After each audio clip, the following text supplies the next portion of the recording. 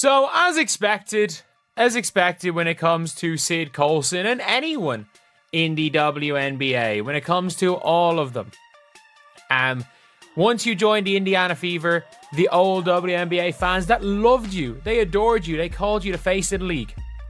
But once you joined the Indiana Fever, that is over.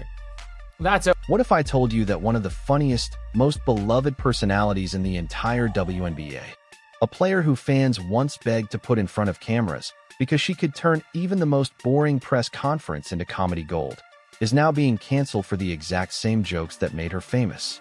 That's not an exaggeration. We're talking about Sydney Colson.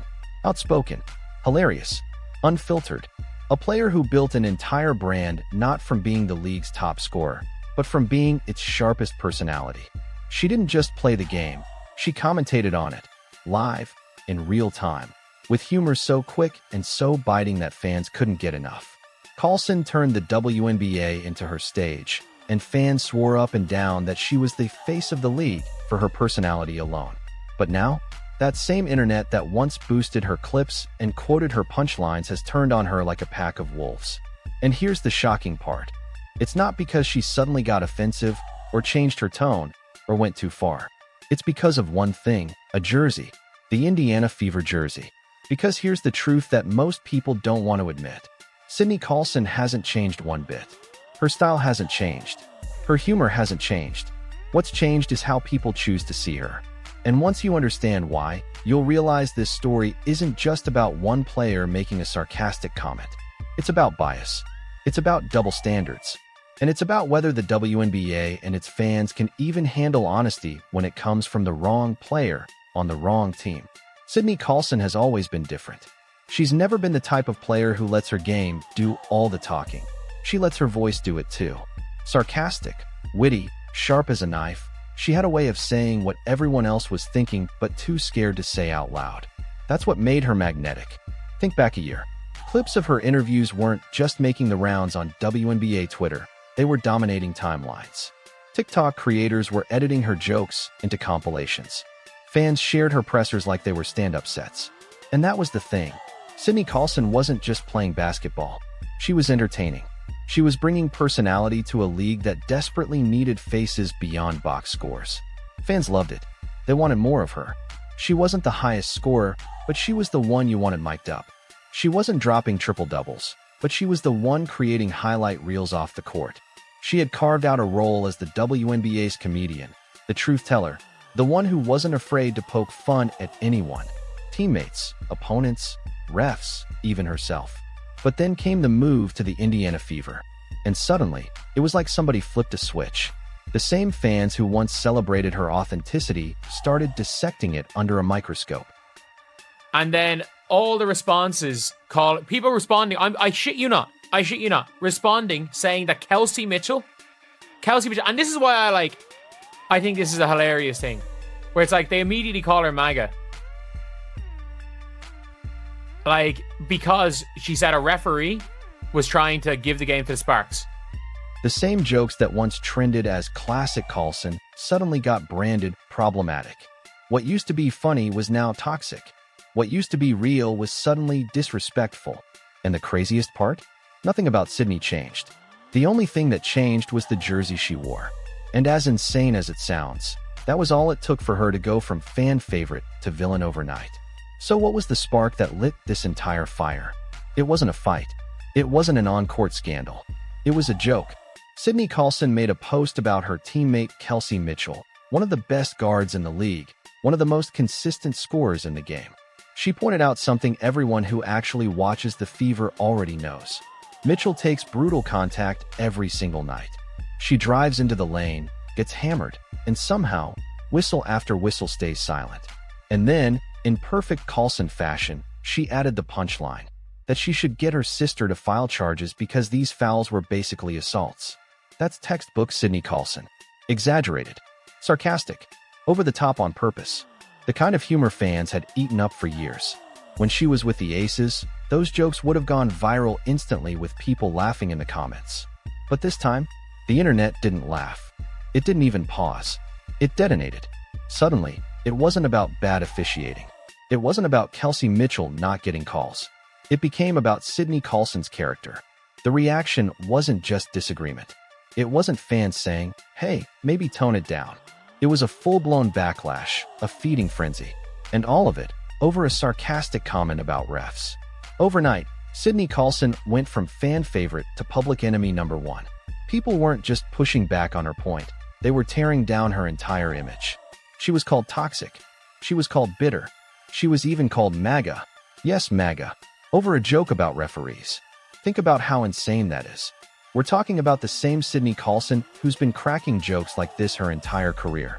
When she roasted other teams, people loved it. When she clowned her own teammates, it was hilarious. When she poked fun at refs before, it was classic Sid. But the second she put on that Indiana Fever jersey and said the exact same thing, suddenly she was dangerous. Suddenly she was the villain. It wasn't her tone that changed. It wasn't her humor. It was the target. And that's the real reveal here. The outrage wasn't really about Sydney Coulson crossing some invisible line. It was about the fact that she did it while wearing the most controversial jersey in the WNBA. And that's why this whole meltdown exposes something way bigger than Sydney Coulson herself. Because if a joke this harmless can set off this kind of firestorm, then the problem was never Coulson. The problem is how differently players get judged the moment they step into Indiana colors. Kelsey Mitchell and star don't belong in the same sentence. She's third in the league in scoring on the sixth best team in the league. So yes, Kelsey Mitchell is a star player. She's third in the league in scoring on the sixth ranked team in the league. I'm sorry, if that's not a star, I have no idea what a star is. Instead of acknowledging her point, that Kelsey Mitchell is treated unfairly, critics moved the goalposts. They started saying Mitchell isn't even a star. That's when things went from ridiculous to laughable. Mitchell is third in the league in scoring. She's leading a playoff contending team. If she played for New York or Minnesota, she'd be on every all-star ballot and in every top guard conversation. But because she's in Indiana, suddenly she doesn't qualify as a star. This is what Colson was calling out. The bias is so obvious, it hurts. And instead of debating the actual issue, the officiating, people decided to just discredit Mitchell altogether. And that's when the bigger pattern comes into focus. It's not just Coulson. It's not just Mitchell. It's anyone who wears the Fever uniform. Think about it. Caitlin Clark has been called overrated since the day she got drafted, despite breaking attendance records and dragging Indiana into the spotlight. Aaliyah Boston, Rookie of the Year, gets hacked under the rim every game and barely sees the whistle. Lexi Hull, who doesn't even talk trash, somehow gets targeted by rival fan bases. Sophie Cunningham went from league-wide villain to double the hate the second she joined Indiana. It's clockwork. The moment you wear that jersey, you become the enemy. Here's the part that really burns. When players like Coulson speak up, the league does nothing to back them. No acknowledgement, no accountability for refs, no transparency. Just silence. And that silence sends one message loud and clear: shut up. Don't criticize. Don't question the system. Just smile, dribble, and take it.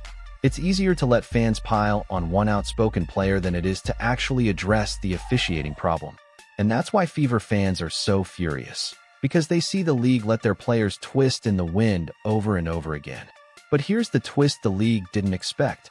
Instead of breaking the Fever, the hate might be making them stronger. Inside the locker room, players are laughing with Coulson, not at her. They're backing her up. They're rallying around the fact that once again, Indiana is the target. And that us against the world energy is one of the most powerful forces in sports. Teams have used it forever, from the bad boy Pistons in the NBA to underdog college squads.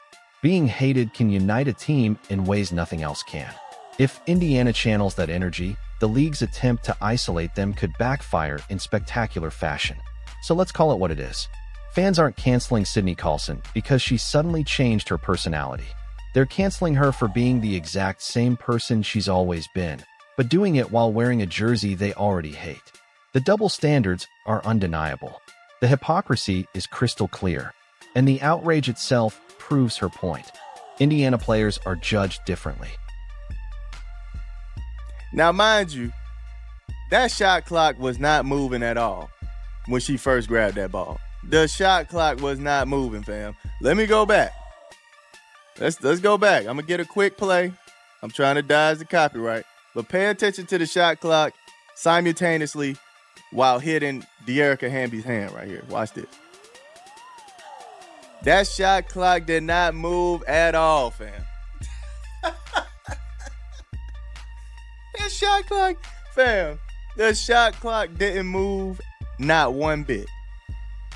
Yeah, I used the double negative. The bigger question is this. If a joke about refs is enough to spark this level of chaos, what does that say about the league's ability to handle real criticism? Because if Sydney Coulson can shake the WNBA this badly just by cracking a sarcastic line, then maybe the problem was never her at all. Maybe the problem is that she told the truth.